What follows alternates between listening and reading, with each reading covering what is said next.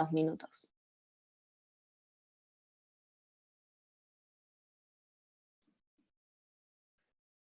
Y pongo en pausa la grabación hasta que arranquemos. No sé. Bueno, ahí les pasé por el chat para los que no tienen acceso al campus. Es el Power, ¿no? ¿O les mandé otra cosa? ¿Alguien lo abrió? Porque yo lo voy a estar viendo desde el celular. Joya. Bueno, es el Power.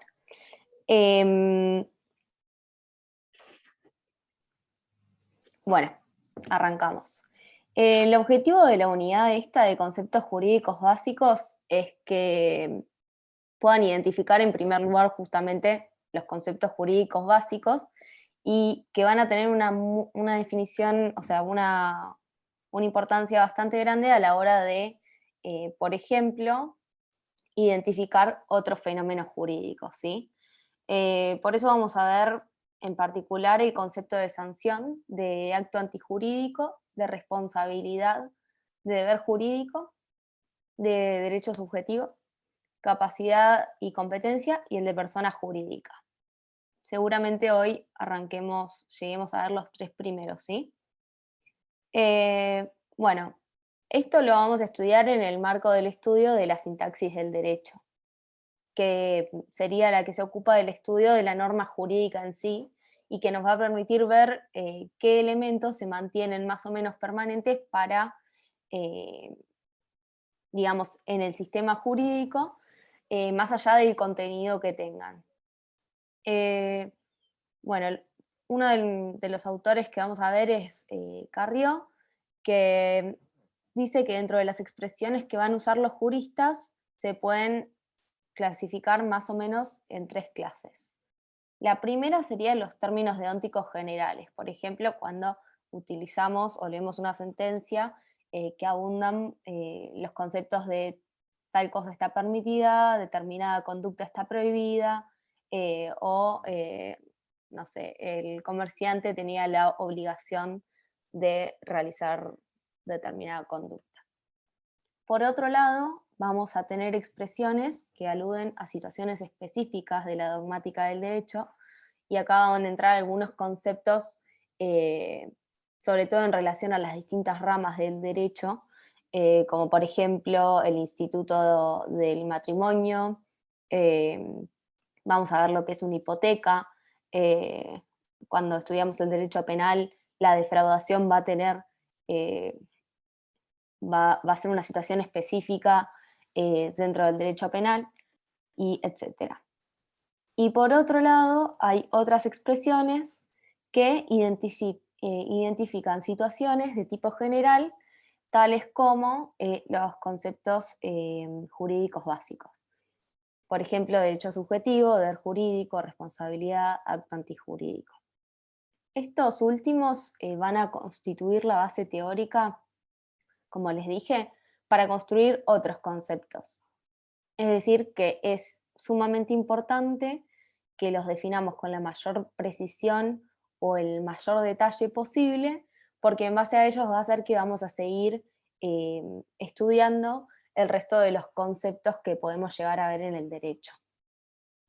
Estas expresiones jurídicas básicas van a formar un sistema en el cual van a haber algunos términos que son primitivos, ¿sí? Porque, ¿qué queremos decir cuando decimos primitivos? Bueno, que no se definen en base a otros. Por ejemplo, vamos a ver el término de sanción. El término de sanción es un término primitivo que nos va a servir para definir otros después, ¿sí? Como por ejemplo el de acto antijurídico. Y también existen, en contraposición con los primitivos, algunas expresiones jurídicas que van a ser derivadas. ¿Por qué? Como dijimos antes, su definición aparece directa o indirectamente ligada a alguna de las expresiones primitivas, ¿sí? Bueno, esto lo vamos a estudiar a partir de la filosofía del derecho, pero más en concreto a partir de la teoría general del derecho, que se va a encargar de analizar y de construir un esquema conceptual que sea neutral, pero también que digamos, con el objetivo también de que sea coherente. Entonces la tarea principal que vamos a tener eh, desde la teoría general del derecho va a ser, primero, investigar los criterios de uso, digamos, el uso espontáneo, el cotidiano de las expresiones por parte de los juristas y, bueno, también de las personas en general a quienes están destinadas las expresiones. En segundo lugar, vamos a intentar eliminar los problemas semánticos que pueden llegar a tener esas palabras a partir de la investigación del uso espontáneo. Por ejemplo, vamos a tratar de eliminar o de reconstruir esos criterios eliminando la vaguedad o la ambigüedad. Y como tercer punto, vamos a intentar construir o demostrar relaciones lógicas que existen entre estos conceptos, como dijimos antes, para asegurar que el sistema tenga una cierta coherencia. Ustedes van a ir viendo a medida que estudiemos cada uno de los conceptos que unos se definen en base a otros, como vimos con el tema de primitivos y derivados, ¿sí? Y esto lo que nos va a asegurar en parte es la coherencia del sistema jurídico y que no haya, si es coherente es porque no hay contradicciones, ¿sí?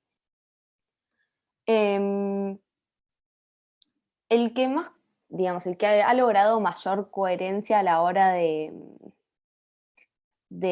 definirlos y de analizarlos es Kelsen, sin perjuicio de lo cual vamos a ir advirtiendo algunas críticas que se hicieron. Pero lo vamos a tomar como punto de partida, ¿sí?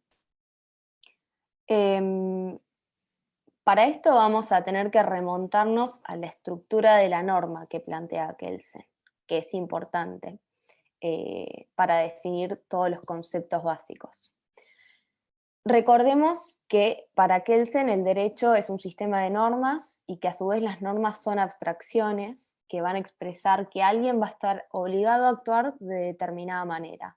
Entonces la forma lógica, que es importante esto, la forma lógica de las normas jurídicas va a corresponder a la figura de que va a haber un condicional, es decir, un si ocurre tal cosa, que va a expresar que ciertos hechos antecedentes van a tener determinadas consecuencias. Entonces, condicional, hecho antecedente, consecuencia, ¿sí? Entonces, es decir, que si el juicio condicional diría que se ocurre el antecedente, entonces va a suceder la consecuencia. Esto va a permitir distinguir dos ámbitos, como recuerdan. Esto ya lo vieron.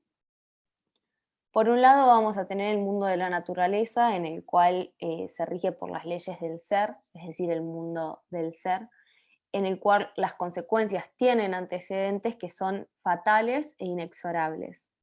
Es decir, que siempre que ocurre determinado suceso va a tener determinada consecuencia. Y por otro lado va a estar el ámbito del deber ser, en donde, digamos, nada es tan determinista, sino que está regido por las leyes, ¿no?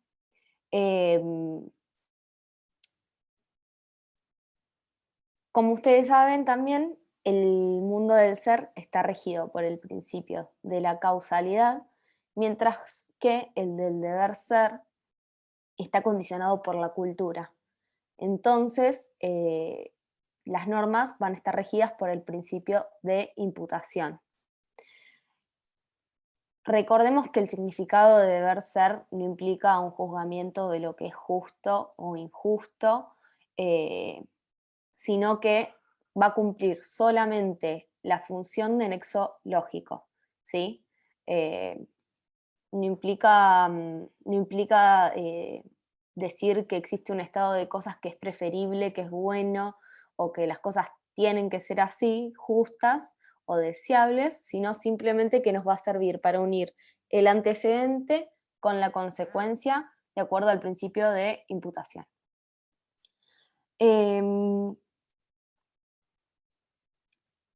¿Qué función cumple bueno, acá esto se relaciona con la función que cumple el derecho para Kelsen, que es justamente que el derecho va a funcionar como un orden motivador que va, digamos, a motivar las conductas de aquellos a quienes está dirigido de forma indirecta. ¿Por qué? Porque la norma jurídica va a ser definida como un juicio cuya consecuencia va a tener sí o sí una sanción. Es decir, que para Kelsen el concepto de sanción va a ser uno de los más determinantes para definir el resto. Y es, de hecho, el primero del que nos vamos a ocupar. Bueno, arrancamos con sanción jurídica. Creo que ya es la tercera página del Power. La cuarta página del Power. Como dijimos, el concepto de sanción es el concepto primitivo, es decir, que de forma directa o indirecta el resto de los conceptos elementales que vamos a ver después se va a definir en base a este, ¿sí? Esto es importante, por lo general se lo suelen preguntar, qué significa esto de que es un concepto primitivo. Como es un concepto primitivo y lo vamos a usar de base para definir a todo el resto, obviamente, como dijimos, es muy importante definirlo de la forma más precisa y detallada posible, porque si tenemos algún defecto, lo vamos a arrastrar con todos los otros, ¿sí? Y va a ser una especie de efecto dominó. Kelsen va a definir la sanción en base a 4 propiedades que dice que son necesarias y suficientes. Va a decir que es un acto coercitivo, eh, que tiene por objeto la privación de un bien, que quien lo ejerce debe estar autorizado por una norma válida y que debe ser la consecuencia de una conducta de alguien, de algún individuo.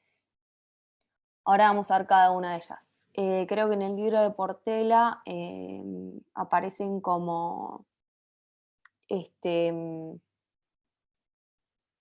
coacción, órgano y bueno, nada, igual es lo mismo, así que digamos, lo pueden ir complementando a Nino y a Portela.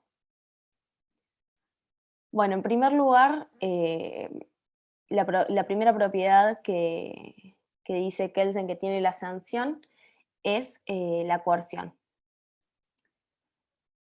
Cuando nosotros, por ejemplo, decimos que un acto es coercitivo, estamos diciendo que existe una posibilidad de aplicación de la fuerza. ¿Sí? ¿En qué pensamos cuando hablamos de coerción? Bueno, generalmente lo asociamos al actuar de la policía o de las cárceles, y bueno, el primer ejemplo que se nos viene a la mente quizás es el derecho penal, ¿no? Em, Igualmente en el acto civil, en el derecho civil obviamente también es aplicable todo lo que estamos diciendo, pero quizás lo primero que se nos viene a la cabeza es el delito en términos penales. Pero bueno, lo importante en la teoría de Kelsen no es que se efectúe en sí efectivamente el acto de fuerza. Es decir, que la policía tenga que arrastrar a un ladrón hasta la cárcel o o que un policía con una orden de allanamiento entre rompiendo la puerta. Lo que caracteriza, según Kelsen, a la sanción no es la aplicación efectiva entonces de la coerción, sino la posibilidad de aplicar la fuerza en el caso de que la persona no colabore para que el acto sea llevado a cabo. Entonces, si bien la persona que sufre la coerción tiene la posibilidad de hacer más fácil las cosas o de cumplir sin que se haga efectiva el uso de la fuerza, lo cierto es que lo que importa en la definición de Kelsen es la posibilidad de que esa fuerza se ejerza efectivamente. Entonces, acá no nos va a importar que si alguien tiene una orden de allanamiento, nosotros le abramos la puerta y digamos, pasa a mi casa, o o que tengan que arrastrar a alguien que está condenado por un delito a la cárcel en contra de su voluntad. Puedes ir caminando, pero igualmente el acto ejercido, digamos, la persona siempre tiene la posibilidad de ejercer la coerción. Em, bueno, creo que esto, a ver qué hora es, y media ya.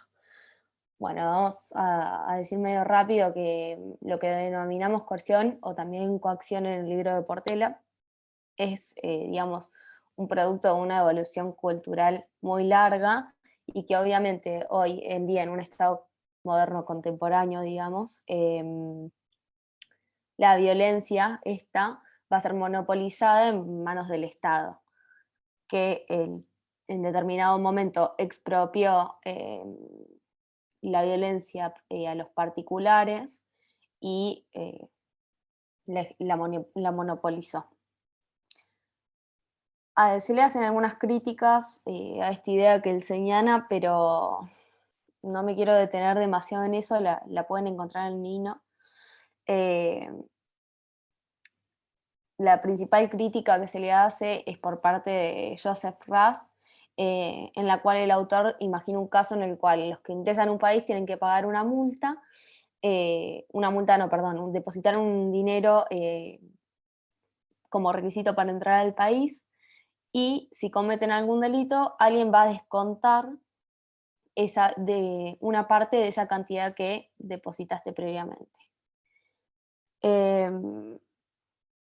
Esta sanción no supondría una coerción, supuestamente para Raz.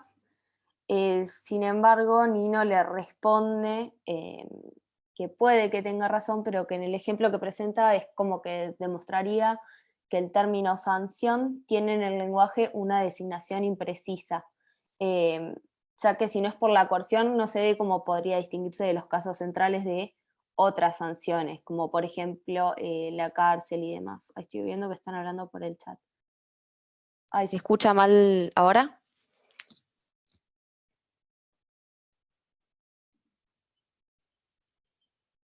¿Se escucha bien? Ah, bueno.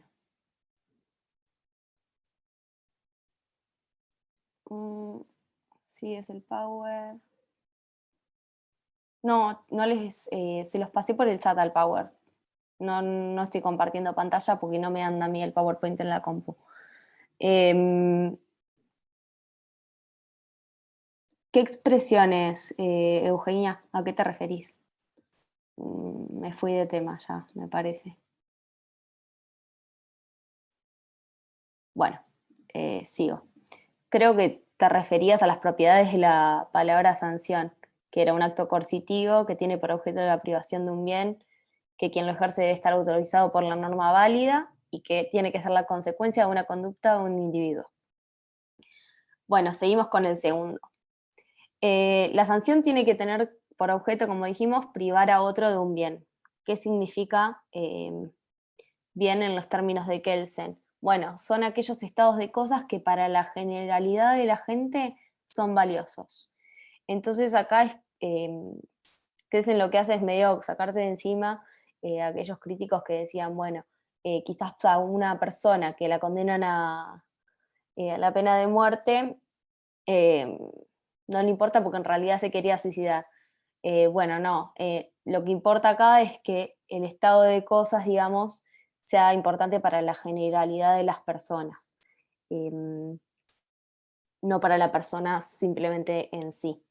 Em, bueno, ejemplos hay muchos como el que acabo de decir, el de la pena de muerte, que priva de la vida, el de la cárcel de la libertad, el de la multa atenta contra la propiedad de la persona, es una inhabilitación para el ejercicio de la profesión, por ejemplo, justamente no va a encontrar el libre ejercicio de la profesión, demás. Este, entonces, como dijimos, no importa si la sanción implica un placer o un displacer para la persona en particular, sino para la comunidad en general, si esto resulta valioso. Por otro lado, la tercera propiedad es que la sanción se ejerce por una autoridad competente, la característica, la propiedad, digamos, del órgano. Acá no me acuerdo si habían visto ya el ejemplo que daba Hart, creo, entre por qué, por ejemplo, una sanción que aplica un mafioso no es lo mismo que una sanción que no es lo mismo que mandar a alguien a la cárcel. Bueno, porque acá va a importar el órgano que la aplica. ¿Alguien tiene una pregunta? ¿O seguimos? Me olvidé de preguntarles antes. Bueno, seguimos. ¿Quién va a ser el órgano por lo general? Bueno, acá los órganos que van... Seguimos, dice Eliana. El órgano que debe importar principalmente es el órgano de aplicación, que van a ser los jueces, y también van a haber otros órganos igualmente que van a estar encargados de ejecutar la sanción. En el sistema de Kelsen, como vimos en la unidad pasada, la función esencial de las normas primarias va a ser dar competencia para la aplicación de sanciones. Entonces, hay una norma que, por ejemplo, dispone, el que mata tiene que ser sancionado con 10 años de prisión. Y esto va a implicar que al menos está autorizando a alguien a aplicar una pena de 10 años de prisión al que mate. ¿Y a quién se va a dirigir esta autorización digamos, de la norma penal? Bueno, a través de un montón de disposiciones constitucionales, procesales, administrativas, que según Kelsen integran las normas primarias, vamos a llegar a ver específicamente quién es el órgano encargado de ejercer la coerción estatal. ¿Qué implica esto? Bueno, que digamos que el único legitimado a aplicar las sanciones coactivas va a ser el órgano establecido por el sistema jurídico competente, y que los individuos no van a poder actuar en su propio nombre, ¿sí? En los estados modernos, como les dije, los que aplican las sanciones jurídicas van a ser los jueces, de acuerdo a leyes dictadas previamente, y lo cual va a evitar cualquier tipo de confusión entre quien sufre una sanción legal y quien sufre, por ejemplo, otro tipo de acto. El tema del órgano es re importante. Perdón.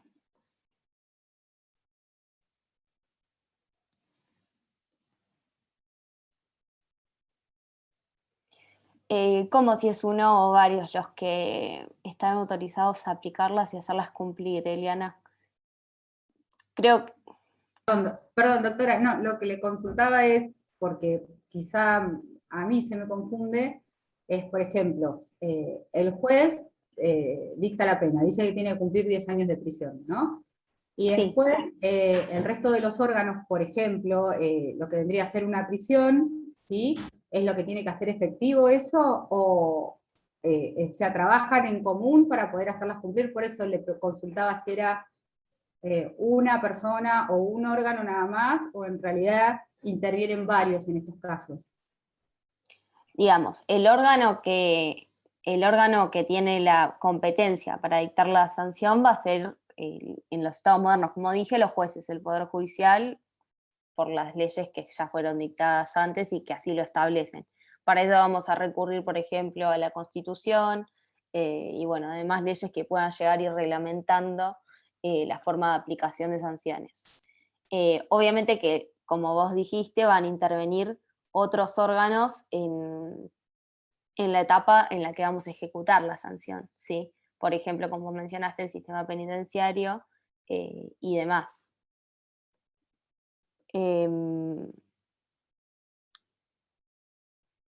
Muchas gracias. Bueno, no sé si te lo terminé de aclarar o... ¿Qué estaba diciendo? Bueno, uno digamos, de los ejemplos que da en el libro, no me acuerdo si Nino o el de Portela, es el tema de los jueces cuando se ponen la peluca, la toga, medio que parece que digamos, se visten para ejercer la función. Bueno, ahí es como que están avisando al resto de los ciudadanos que en el momento en el que esa persona se viste de tal forma, está ejerciendo la función de órgano. Ya no es vista como ya Juan Pérez no es más Juan Pérez. Juan Pérez es el juez. es el aplicador de la sanción. ¿Qué capítulo de Nino entra en esta unidad? No me acuerdo el número, Keila, pero Disculpen, creo que es el 8 o 9, me parece, si no me equivoco. Porque yo lo leí. ¿De Nino? Sí, de Portela, perdón. De Nino es de el 4. Genial, ahí te contestaron tus compañeros, gracias. Bueno. La última propiedad en base a cual Kelsen va a definir la sanción es que es la consecuencia de una conducta. Que esto, bueno, en realidad lo vamos a ver con más detalle después, pero digamos, lo principal es que solo se va a hablar de sanción en los casos en los que la coerción estatal está ejercida como respuesta a alguna actividad de una persona. Digamos, cuando hay, o también ante una omisión, ¿no? Pero hay una conducta de un individuo sí o sí. Hasta acá vamos bien, vamos o pasamos al acto antijurídico. Ahí te contestaron, genial. Bueno, seguimos con acto antijurídico. Gracias por contestar. Acto antijurídico aparece también para Kelsen como delito, ¿sí? Y este concepto de delito está estrechamente definido o relacionado con el de sanción. De hecho, se define en base a la sanción. Para identificar lo que es un acto antijurídico, vamos a ver la estructura de la norma. Y es lo que tenemos que tener en claro en cuanto al tema de antecedente. Si ocurre tal antecedente, debe ser tal consecuencia, ¿sí? Digamos, y el principio de imputación que postula que el sencino no va a funcionar, digamos, el acto antijurídico. La definición, digamos, del acto antijurídico. Entonces, para identificar bien cuál es el acto antijurídico, vamos a intentar identificar en primer lugar el antecedente de un juicio condicional que si ocurre tal cosa va a tener como consecuencia la aplicación de la sanción coactiva. Es decir, que para definir acto antijurídico tenemos en cuenta el concepto de sanción en primer lugar. Es decir, que si hay un acto que no está sancionado, no representa un acto antijurídico, digamos. Como dijimos al principio, si bien lo que primero se nos viene a la cabeza es el delito penal, no es exclusivo del derecho penal. De hecho, hay un montón de actos antijurídicos en el mundo del derecho civil, laboral y el que sea. Por ejemplo, el incumplimiento de un contrato, la falta de pago de un alquiler, bueno, está plagado de ejemplos, la verdad. Pero en realidad lo que importa acá es que en la generalidad, o al menos en los usos vigentes, digamos, espontáneos, generalmente se llega a pensar que un acto merece una sanción porque es un delito. Bueno, no, Kelsen lo plantea al revés. Va a objetar esta, digamos, concepción tradicional, él dice, sobre la vinculación entre delito y sanción, y va a sostener que la verdadera relación es inversa. Un acto es un delito cuando el orden jurídico dispone una sanción por su ejecución. Acuérdense, primero vimos el de sanción, ¿por qué? Porque es el término primitivo y es más importante y es el que nos va a servir para definir el acto antijurídico, ¿sí? Entonces vamos a definir acto antijurídico a partir de la definición de sanción. Entonces, lo que dice Kelsen es que si nosotros sostuviéramos que el acto merece una sanción porque es un delito, estaríamos adoptando una postura iusnaturalista. Y esta concepción es la que va a postular que hay hechos que son delictuosos en sí mismos. Ay, perdón.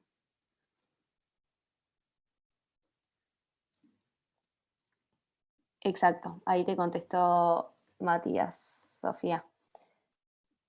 Vamos a definir delito a partir de sanción. Eso es perfecto, lo que te están respondiendo. Entonces, la concepción tradicional es la que va a definir, la que le va a dar importancia en sí más al delito que a la sanción. En cambio, Kelsen lo invierte. Si adoptamos la concepción tradicional, en realidad estamos sosteniendo que hay hechos que son delitos porque sí, en sí mismos. Y esto es lo que, digamos, Kelsen separa entre mala in se y mala prohibita, que están ahí diciendo en el grupo. Los delitos mala in se serían aquellos en los cuales puede no haber sanción, de hecho. Y los mala prohibita serían aquellos en los cuales está estipulada una sanción. ¿Qué pasa? Kelsen en realidad rechaza este dualismo, ¿sí? Porque en realidad sería una especie de reflejo entre derecho natural y derecho positivo. De hecho, los hechos que son malos en sí, digamos, los actos que son malos en sí, formarían parte o serían contrarios al derecho natural, mientras que los actos prohibidos serían respecto al derecho positivo. Pero Kelsen rechaza este dualismo entre derecho natural y derecho positivo y dice que como los actos del derecho natural no se pueden verificar científicamente, y acordémonos de que Kelsen lo que trata de construir es una teoría pura del derecho, no van a tener relevancia para la ciencia jurídica los llamados, digamos, actos mala in se, o los malos de por sí, sino que la ciencia del derecho se va a ocupar únicamente de las conductas que están prohibidas por el derecho positivo. Por eso, digamos, y acá cierra todo, es que para Kelsen es fundamental primero definir lo que es sanción, y es que va a construir el concepto de acto antijurídico en base a la sanción y no en la forma inversa, ¿sí? Bueno, Kelsen va a pasar por 3 definiciones, básicamente. Y va a abandonar las 2 primeras después de darse problemas de que tienen algunos, después de darse cuenta de que tienen algunos inconvenientes, perdonen. La primera definición que da Kelsen es que el acto antijurídico es la condición o el antecedente de la sanción, mencionado en una norma jurídica. Acá va, bueno, obviamente que está identificando al acto antijurídico o al delito con el antecedente en su esquema o en su estructura de norma. Inconvenientes que tiene esta primera definición a la que nos acercamos. Bueno, en realidad el principal inconveniente es que este esquema solo va a servir para las situaciones simplificadas. Perdón, me están hablando acá y no puedo sacarla. Solo va a servir para los esquemas simplificados, pero no para los, sí, ahí lo repetimos, pero no para las normas completas en sí. La primera definición de Kelsen es que el acto antijurídico es la condición o el antecedente de la sanción, mencionado en una norma jurídica. Lo que ocurre es que, digamos, como dijimos, este esquema va a servir para los esquemas simples, ¿no? Por ejemplo, si matás, tienes que tanto tiempo de pena. Pero cuando vemos la norma completa, advertimos que en el antecedente no solo van a aparecer los actos antijurídicos, sino que van a aparecer un montón de otras cuestiones o de otras condiciones, ¿no?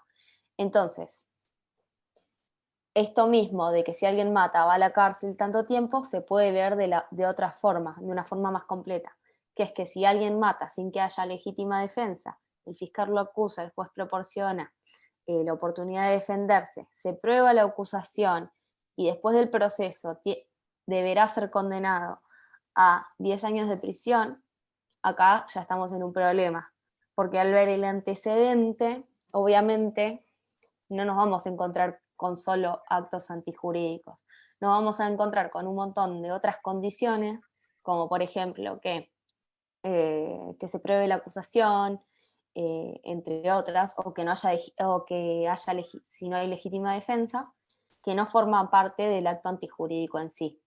¿Sí?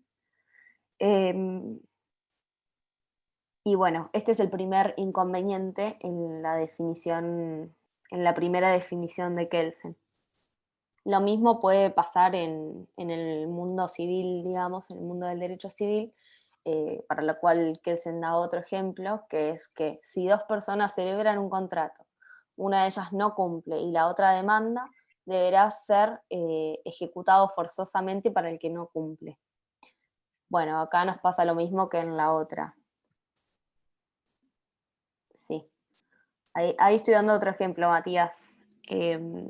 Con el ejemplo este te quedó más claro.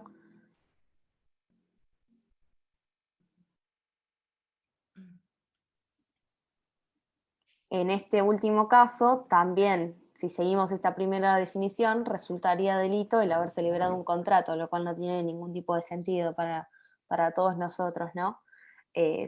Sino que sería el acto antijurídico, así como, digamos, lo primero que vemos, bueno, obviamente el incumplimiento, no el haberlo celebrado. Entonces, bueno, Kelsen se da cuenta de que esta definición tiene este conveniente de que es aplicable a esquemas muy simples, pero no a los complejos. Y bueno, la abandona y va a proponer una segunda definición. La segunda definición que propone Kelsen es que el acto antijurídico es la conducta que, siendo condición de la sanción en una norma jurídica, está realizada por el individuo a quien la sanción se aplica. Repetimos porque es medio complejo. El acto antijurídico es la conducta que, siendo la condición de la sanción en una norma jurídica, está realizada por el individuo a quien la sanción se aplica. Bueno, acá se volvió a enroscar, digamos, y en este esquema vamos a ver dos nuevos inconvenientes que no tienen que ver, con esta definición. El primer problema que se advierte, o que advierten los críticos del derecho en realidad, es que no va a cubrir los casos de responsabilidad indirecta. Es decir, estos casos son las situaciones en las cuales se va a sancionar a una persona por un acto antijurídico que no cometió esa persona, sino que cometió otra persona. Por ejemplo, los casos en los que un menor realiza un acto antijurídico y se termina sancionando a quien tenía la responsabilidad parental sobre el menor.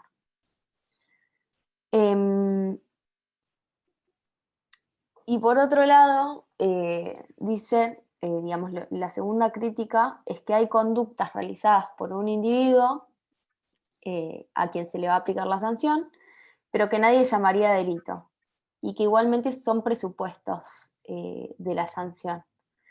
Por ejemplo, cuando se aplicaba la pena de adulterio, era necesario que el individuo, digamos, a quien se dirija la sanción, realice dos conductas.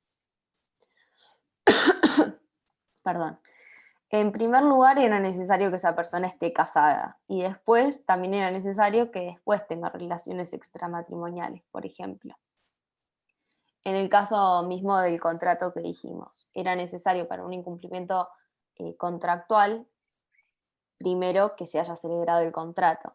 Entonces, en estos dos ejemplos vemos de nuevo que solo una de estas conductas puede ser considerada delito, no las dos. O sea, nadie va a ser condenado por adulterio. No vamos a decir que quien es condenado por adulterio lo fue porque se casó. No, bueno, se casó y después tuvo relaciones extramatrimoniales. Igual este ejemplo está súper desactualizado, pero bueno, en otros sistemas jurídicos seguramente está vigente. Bueno, a raíz de estos dos inconvenientes, va a proponer una tercera definición. Y esta tercera definición es que acto antijurídico es la conducta de aquel hombre contra quien o contra cuyos allegados se dirige la sanción establecida. ¿Ahora se escucha bien? Me pongo así. Entonces, acto antijurídico es la conducta de aquel hombre contra quien o contra cuyos allegados se dirige la sanción establecida como consecuencia en una norma jurídica. Bueno, acá lo que hace Kelsen es solucionar el primero de los problemas de la segunda definición, que sería el de responsabilidad indirecta, pero se le critica que se termina acercando a el primer problema de su definición.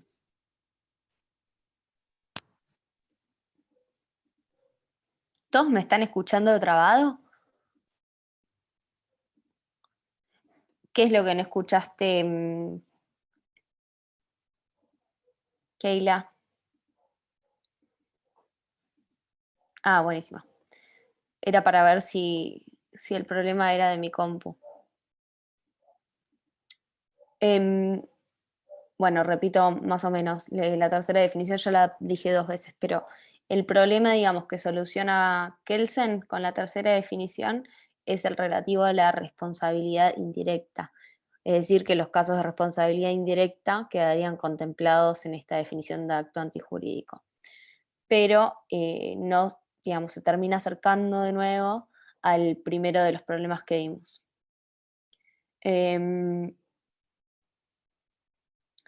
Lo cierto, digamos, como conclusión, es que, digamos, el sistema kelseniano no termina de ofrecer una definición adecuada de delito, ¿sí? Ay, a ver. Ah, tenía las notificaciones. No termina de ofrecer una definición adecuada del delito, sin perjuicio de que en el lenguaje ordinario o en la vida normal, digamos, tenemos un acuerdo bastante generalizado respecto de lo que sería un acto antijurídico. Y bueno, los doctrinarios del derecho terminan diciendo que Kelsen no termina de cerrar bien o de resolver todos los inconvenientes porque se atiene una estructura de las normas jurídicas que no le permite un uso más cercano al del derecho común. Entonces acá, bueno, en el libro de Nino van a encontrar la definición dada por los dogmáticos del derecho penal respecto a lo que es un delito, pero no me quiero detener mucho en esto porque ya son las 4. No lo tengo abierto al libro, así que no sé qué página es, no sé si alguien lo está siguiendo mientras... pero dijeron tus compañeras que era el capítulo 4, creo. No estoy segura, pero bueno, está ahí en el... Sí, el 4 dicen acá. Está ahí y, digamos, sigue el mismo orden que estamos siguiendo en la clase.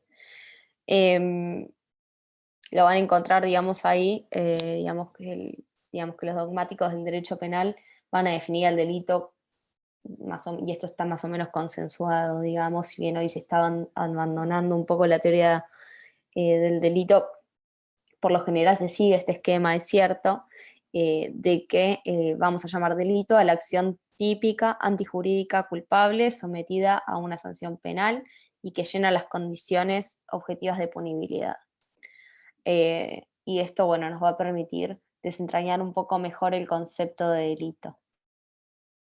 Ay, Catalina te está respondiendo.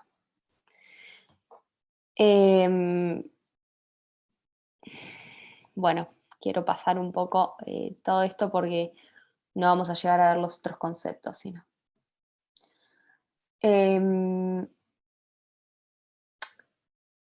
Igualmente, quizás lo vemos un poco rápido, sí. Bueno, lo explico medio rápido esto, pero porque es un tema que no les va a presentar demasiadas complicaciones, la definición del derecho penal.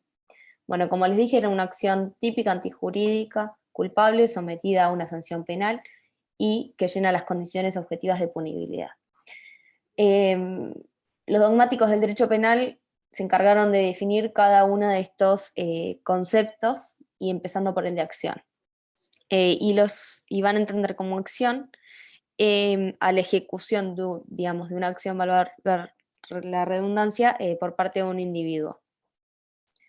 Es un movimiento corporal voluntario o también la ausencia voluntaria de ese movimiento corporal, de forma tal que quedan comprendidos tanto las formas comisivas como las formas omisivas. Por ejemplo, comisivo sería matar a alguien, robarle a alguien, demás, y un caso omisivo sería no prestarle auxilio a alguien que lo necesita cuando te encuentras en una situación en la cual deberías hacerlo. Después, la acción tiene que ser típica también, es decir, que debe estar prevista, digamos, el verbo típico en la figura penal. Esto quiere decir que tiene que encuadrar de una forma precisa en una descripción de una ley penal. Por ejemplo, el verbo típico del homicidio es matar. Cuando leemos si hay hurto o no, vemos que para que haya hurto hay que apoderarse ilegítimamente de una cosa mueble. El tercero de los elementos en la definición del delito va a ser la antijuridicidad. Y lo que postulan los doctrinarios del derecho penal es que una conducta puede ser típica y sin embargo no estar sometida a pena porque no es antijurídica. Por ejemplo, cuando alguien mata en legítima defensa. Esta sería una acción típica que encuadra, digamos, porque cumple con la acción típica del artículo 79 del Código Penal, pero no es antijurídica porque esa persona estaba habilitada por determinada circunstancia a matar a otra persona.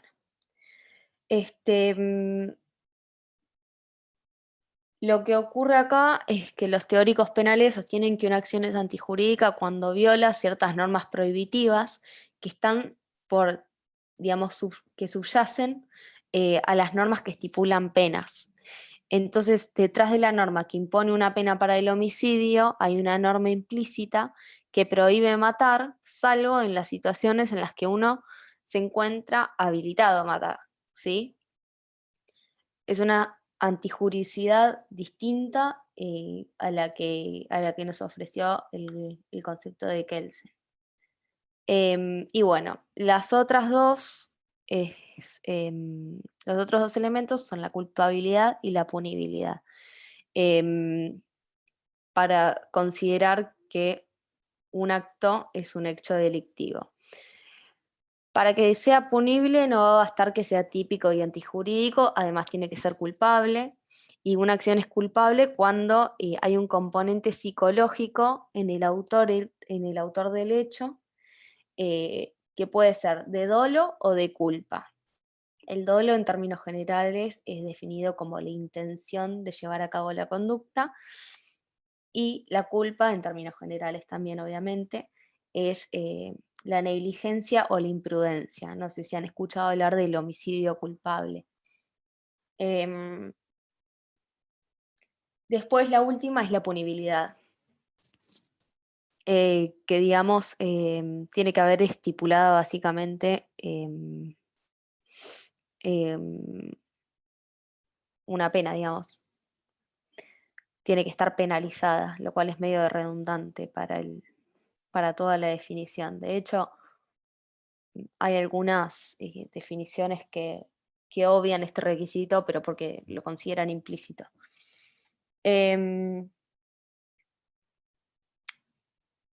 Digamos, si vemos el uso espontáneo de la expresión delito por parte de los juristas, vamos a ver que no coincide con las exigencias de la definición de delito quizás que acabamos de dar, al menos no en forma explícita, o que a veces se obvian algunas, digamos, de las condiciones que vimos.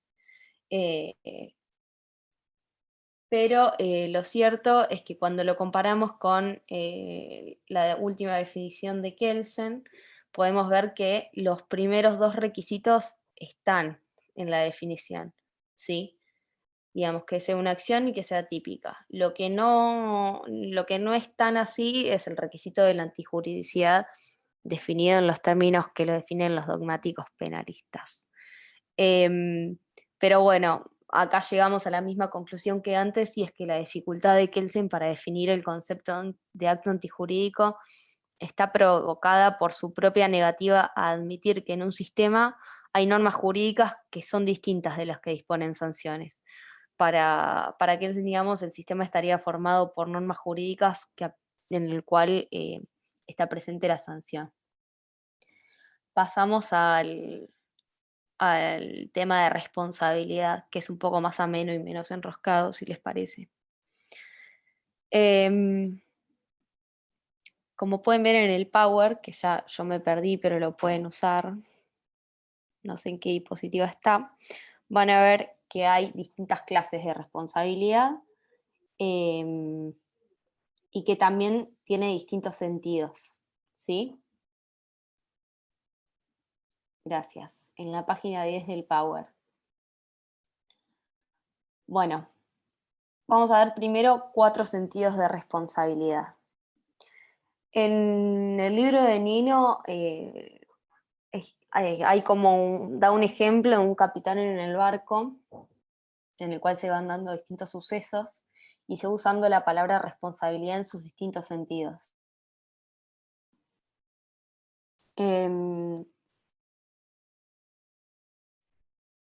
Sí, por si lo quieren leer y digamos, ver de forma patente y clarificar lo que estamos por ver ahora.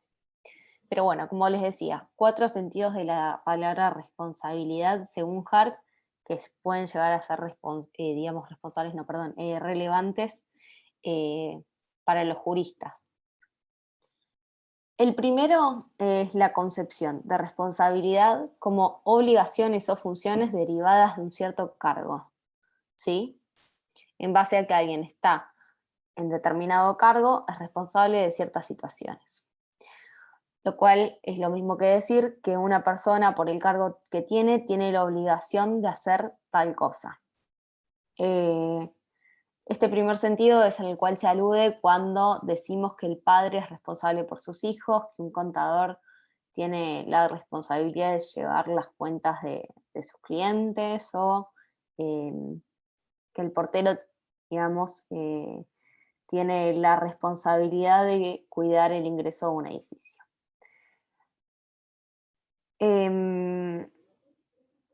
Por lo general, pareciera que el término se usa en este primer sentido cuando la obligación no se cumple en forma mecánica, ¿sí?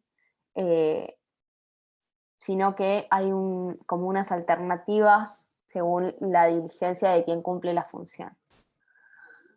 El segundo sentido es responsabilidad en el sentido de factor causal.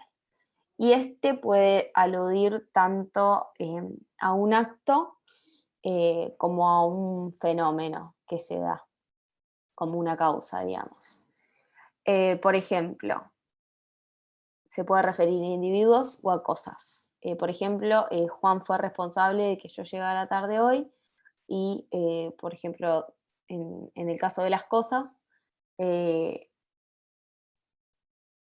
no sé, el rayo fue responsable del incendio. Este sería el segundo sentido de la palabra responsabilidad. Un tercer sentido es entenderla como una capacidad o como un estado mental. En este sentido, una persona va a ser responsable, o también se utiliza como sinónimo imputable, cuando tiene la posibilidad de dirigir sus actos y de comprender el valor o el disvalor ético de sus propios actos. Por ejemplo, también sería lo mismo decir que un individuo no es responsable, haciendo referencia a que no fue una persona diligente, ¿sí? De hecho, la negligencia es considerada por muchas personas en el mundo del derecho como un estado mental que en este caso consistiría en omitir prever una consecuencia de un acto que uno hace. Esta sería la responsabilidad como capacidad o como estado mental. El cuarto sentido de la palabra, del concepto de responsabilidad.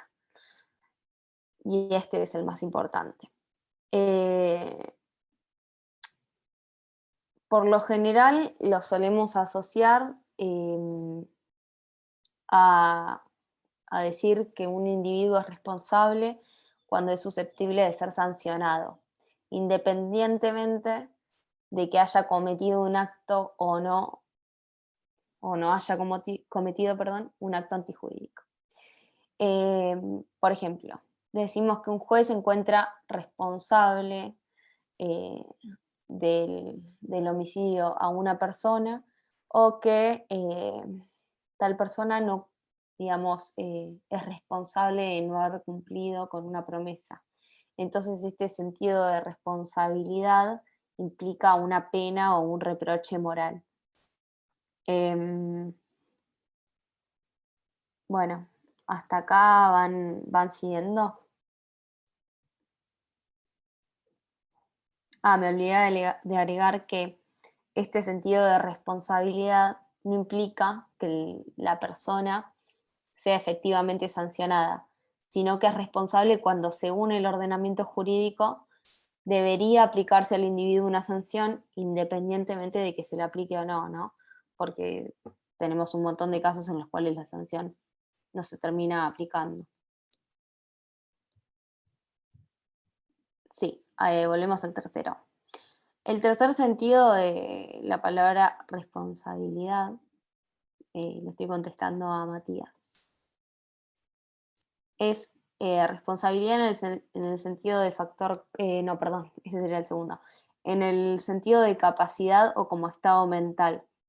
Entonces uno es responsable cuando tiene la posibilidad de dirigir sus actos, es decir, vos sos consciente de lo que estás haciendo básicamente y comprendés el valor de la conducta que estás por hacer, ¿sí? Digamos, un ejemplo, una persona es responsable de sus actos porque tenía el discernimiento suficiente, digamos, sos responsable de tus actos porque no tuviste, o sí tuviste, alguien, perdón. En el sentido, Ay, no sé si te silencié sin querer. ¿Estabas hablando, Paula? ¿Querías hablar? Bueno, si alguien es negligente, por ejemplo, podríamos decir que no es responsable, ¿sí? O sea, ¿se escucha quien ahora? conduce, sí, Decía que en el sentido opuesto sería si alguien está narcotizado, no está dentro de sus capacidades mentales como para que sea punible, ¿es así? perfecto, sí, exactamente, Eso. perfecto. Ahí se explica más en el Eh, sentido que cuando uno es capaz de hacerlo. Tal cual. Gracias, porque No. hoy estoy un poco pasada de rosca y no se me ocurría ningún ejemplo. Gracias. Profe, ¿te puedo hacer una pregunta? Sí, ¿Me podés explicar el cuarto sentido que no lo entendí muy bien? sí. El cuarto sentido en realidad es el cual hace referencia Kelsen, que implica que uno es responsable cuando es susceptible de ser sancionado. No importa si es sancionado o no, pero digamos, el órgano digamos, facultado para ejercer la coerción tiene la capacidad de sancionarlo. Es decir, vos sos susceptible de ser sancionado después de haber cometido o no un hecho antijurídico. Acá esta definición, digamos, la termina de adaptar al tema de incluir los casos de responsabilidad indirecta.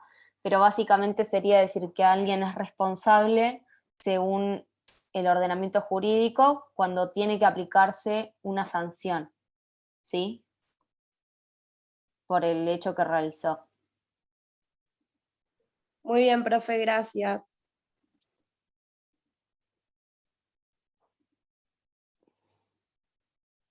Perdón, estoy leyendo el chat. No, de nada, Sofía.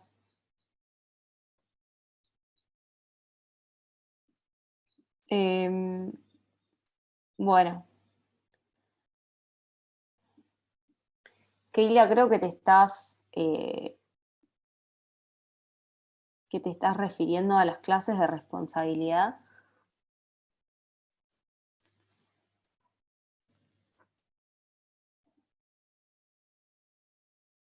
Bueno, sigo con las clases de responsabilidad, porque veo que ya, digamos, según lo que están diciendo en el grupo, en el chat, están entendiendo. A su vez, Kelsen va a clasificar la responsabilidad en directa o en indirecta. Dentro de la indirecta va a dividirla a su vez en individual y colectiva. Y también va a diferenciar entre responsabilidad subjetiva o por culpa y la objetiva o por resultado.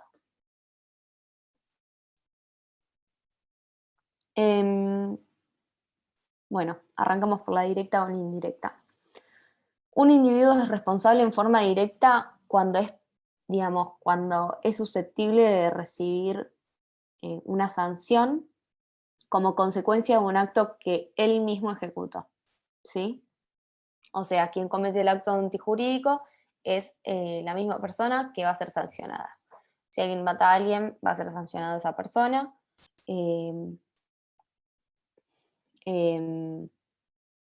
Si alguien le roba a alguien, el único, digamos, responsable o sobre el cual va a recaer la responsabilidad es esa persona.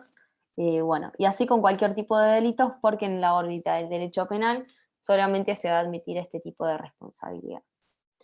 En cambio, bueno, perdón, es aplicable también en el caso del derecho civil, no quiero dejar de mencionar esto, o sea, si alguien incumple, una persona mayor de edad incumple con una obligación contractual, por ejemplo, no pagaste el pagaré que te comprometiste a abonar a término de un mes, vas a ser pasible de ser ejecutado, o sea, vas a ser responsable por esa obligación que asumiste vos mismo, el mismo infractor, digamos, del deber. En cambio, la responsabilidad indirecta, o también llamada vicaria, es o se da cuando la persona sancionada es otra, no es la misma que ejecutó el acto antijurídico, ¿sí? Sino que va a ser susceptible de ser sancionado por la conducta de un tercero. Como dijimos, este tipo de responsabilidad se da de forma individual o también se da de forma colectiva.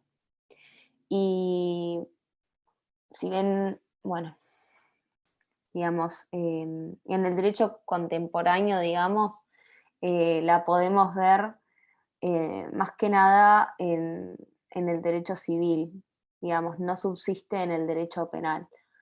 Un ejemplo de responsabilidad individual indirecta, perdón, de responsabilidad indirecta individual, sería el que dimos hoy respecto de que los padres son responsables con relación a los actos antijurídicos cometidos por sus hijos menores de edad. Otro caso que se puede dar es el del dueño de una empresa que sea responsabilizado por los daños cometidos por sus empleados. En la órbita de lo colectivo también se suele encontrar este tipo de responsabilidad. Por ejemplo, los casos más importantes se van a dar en situaciones en las que nos encontramos frente a una sociedad en la cual el presidente o el director de la sociedad va actuar en su nombre y puede llegar a comprometer a la sociedad en su forma entera, sí, a la sociedad en forma entera e incluso a otros socios.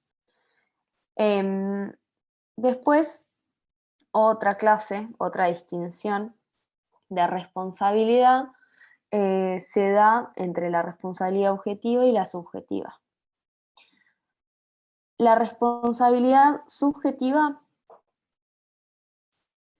es la que hace referencia a que una sanción va a ser aplicable cuando el sujeto haya querido o al menos previsto el resultado de la conducta antijurídica.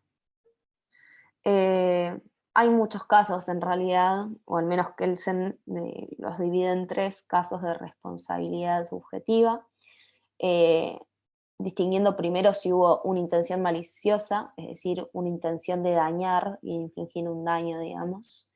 El segundo tipo sería el caso en el que se puede imputar responsabilidad a una persona que tuvo la intención de cometer un acto antijurídico, pero que no tenía un ánimo de dañar, sino simplemente de beneficiarse de algo. Y el tercer caso es el que se prevé, digamos, en el que es previsible el resultado, aunque este resulte indeseable y la persona va y lo hace igual. Y bueno, en el libro de Nino aparecen 3 ejemplos, ¿no? Respecto al primero, que es la intención de generar un daño, bueno, el que va y mata a otro por venganza, sabiendo que le va a provocar la muerte, ¿no? El segundo ejemplo, digamos, en el cual no quiere infligir el daño, pero quiere beneficiarse, podría ser el que mata a un tío para heredarlo o a su padre, ¿no? Y un caso en el cual podemos identificar con el tercer ejemplo dado por, digamos, por Kelsen, es el caso de, no sé si vieron ¿Quién quiere ser millonario? En el caso que las personas que dejan ciegos a los niños, pero en el cual cabe la posibilidad de que el niño muera al momento de sacarle los ojos. Todavía no llegamos a la responsabilidad objetiva, Eugenia, pero estamos llegando justo ahora.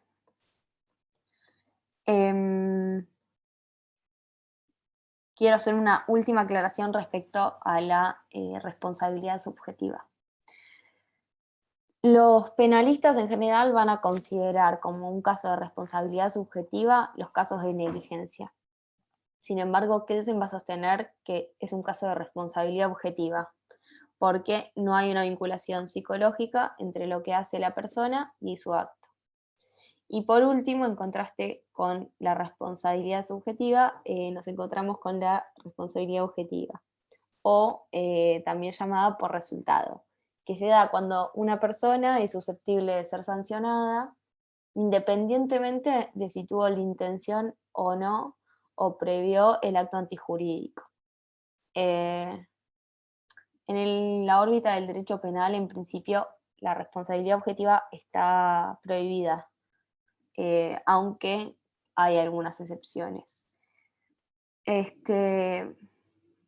Según Kelsen, para terminar, y ya los libero, digamos, para concluir con el tema de la responsabilidad, todos los casos de responsabilidad indirecta van a ser casos de responsabilidad objetiva, ¿sí? Porque cuando un individuo es responsable por el acto antijurídico de otro individuo, obviamente no va a importar la intención, pues no tuvo el control sobre el acto en sí.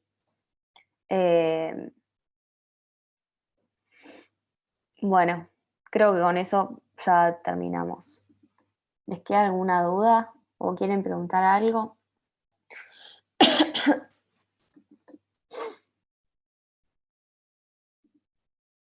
Bueno, es un tema medio plomo este encima, pero bueno, espero que les haya quedado claro.